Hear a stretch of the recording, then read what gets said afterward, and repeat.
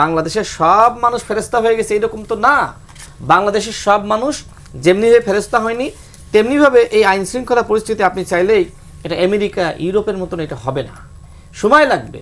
বাংলাদেশে এমন না যে আসলে বিএনপি সরকার দায়িত্ব নেওয়ার পর থেকেই সব কিছু খারাপ হয়ে গেছে আর আগে সব ভালো ছিল, বিষয়টা তো এরকম না। 16 বছরে কি আপনি সুখে ছিলেন? যদি থাকেন তাহলে বলেন হ্যাঁ 16 বছরে আমি খুব ভালো ছিলাম।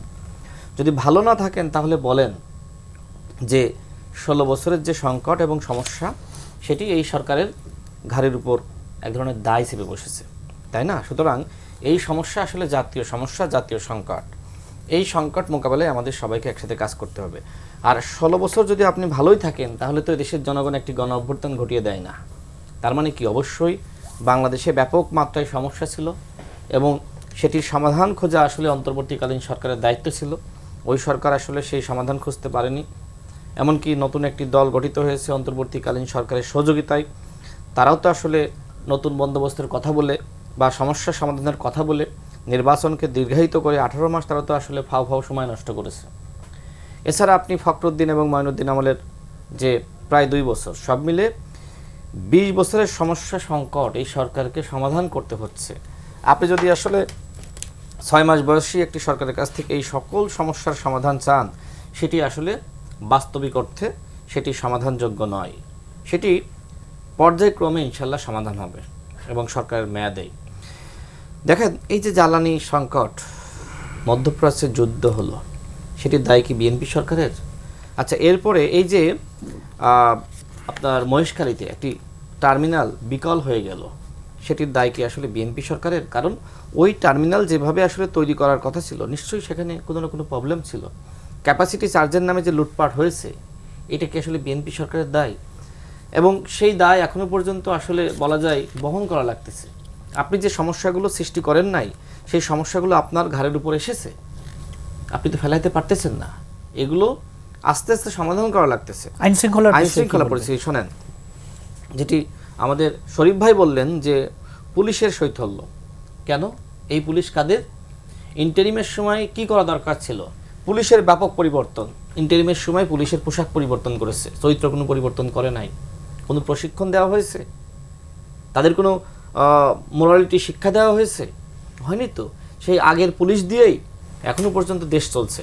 এখন চাইলেই তো বিএনপি সরকার সবাইকে একযোগে বাদ দিতে পারতেছে না, তাই না? যারা অপরাধ করেছে তাদেরকে দেখবেন যে যারা বঞ্চিত ছিল তাদেরকে ধাপে ধাপে বিভিন্ন জায়গায় বসাচ্ছে, সময় লাগবে। একদিনে তো পুলিশের সমস্ত যারা অপরাধ করেছিল, যেখানে ইন্টারিম 18 মাসে পারে নাই, সেখানে এই সরকারের কাছ থেকে 6 মাসে আপনি সব পরিবর্তন চাইতেছেন। ভাই, এটা তো হয় না।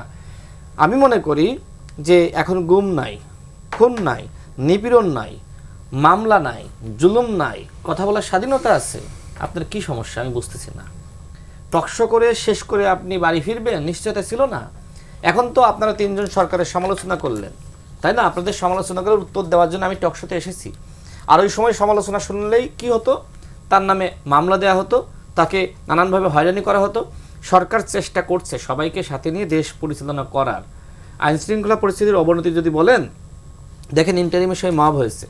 এখন হ্যাঁ, কোথাও কোথাও যে হচ্ছে না, বাংলাদেশের সব মানুষ ফেরেশতা হয়ে গেছে এরকম তো না। বাংলাদেশের সব মানুষ যেমনিভাবে ফেরেশতা হয়নি তেমনিভাবে এই আইন শৃঙ্খলা পরিস্থিতি আপনি চাইলেই এটা আমেরিকা ইউরোপের মতন এটা হবে না, সময় লাগবে।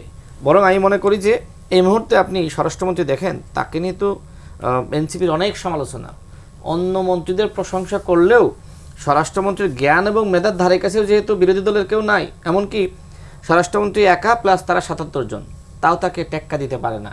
এই কারণে স্বরাষ্ট্রমন্ত্রীর সব কিছুতেই দোষ। যেটা অনেক ভাই বললেন যে ওইটা তো আসলে স্বরাষ্ট্রমন্ত্রী এলাকা, যেখান থেকে ইয়াবার চালানটা হয়। আচ্ছা, এইটা কি আসলে আওয়ামী লীগের সময় ছিল না?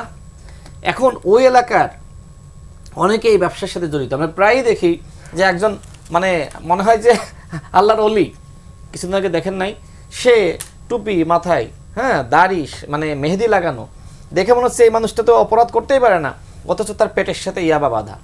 কি করবেন?